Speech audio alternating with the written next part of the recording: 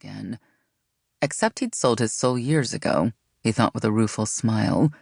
He was going home, and with a face no one would ever recognize, a body that had become hard and lean. Like the phoenix rising from the ashes, he had survived it all with only one dream in mind: vengeance. He couldn't wait to see the look of surprise on J.T. McCall's face. J.T. wouldn't see him coming until it was too late. Chapter 1. Outside Antelope Flats, Montana. Regina Holland glared down the empty two-lane highway, wishing a car would appear, wishing anything would appear, even a horse-drawn wagon. She was beyond being picky at this point. But of course there wasn't any traffic now. She kicked the flat tire on her rented red convertible with the toe of her high heel, and instantly regretted it when she saw the dark smudge of black on her expensive red shoe. She cursed her luck as she bent down to thumb at the smudge. She'd been in the state for 3 days, and her luck had gone from bad to worse. It had seemed such a simple task in the beginning. How hard could it be to find a cowboy in Montana? She had 2 weeks to find him. If she failed, she could kiss her dream goodbye. Everything was riding on this. Her entire future. Regina knew exactly what she wanted, and as was her character, she wasn't about to quit until she got it. Somewhere in Montana was her cowboy. All she had to do was find him. Straightening, she tugged down the skirt of her expensive designer suit and scowled at the tire. Oh, she'd found her share of cowboys, all right.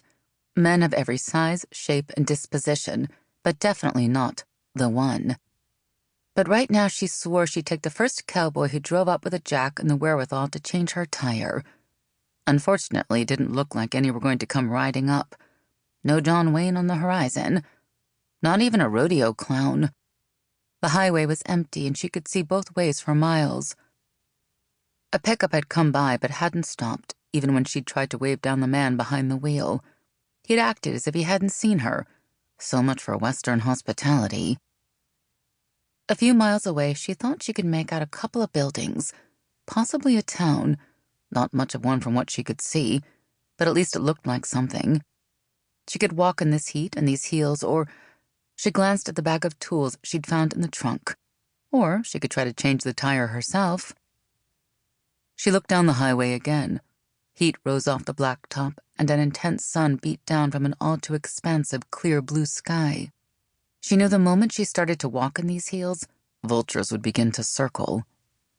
She picked up the bag of tools with 2 well-manicured fingers, spilling an assortment of metal objects onto the ground.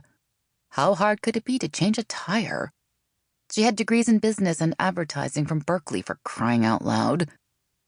20 minutes and 2 chipped nails later, Regina knew how hard it could be. Impossible. She was squatting by the tire, trying to figure out how to get the stupid bolts off, when she heard the sound of a truck coming up the road. It appeared like a mirage, a large dirty brown shape floating on the highway's heat waves. Regina didn't know how long she'd been squatting by the flat tire, but she found that her muscles had permanently locked in that pitiful crouched position. She could only lift an arm and wave frantically as the vehicle bore down on her. The truck roared past, and she thought for one horrible moment that the driver wouldn't stop. To her relief, she heard the screech of brakes, heard the truck pull over a dozen yards in front of her car. She was bent over assessing a run in her silk stockings when she heard the driver approach. A pair of boots and the bottom of a pair of jeans stepped into her line of vision. Both the boots and the jeans were worn and muddy. At least she hoped that was mud. The boots stopped before they reached her, then turned away. For one awful moment, she thought he was leaving. Instead, he called to someone she assumed was back at his truck. "I told you to stay there, Jenny," he ordered gruffly. "Do as I tell you for once, or next time I'm leaving you at home." Her gaze and her eyebrow came up at the same time.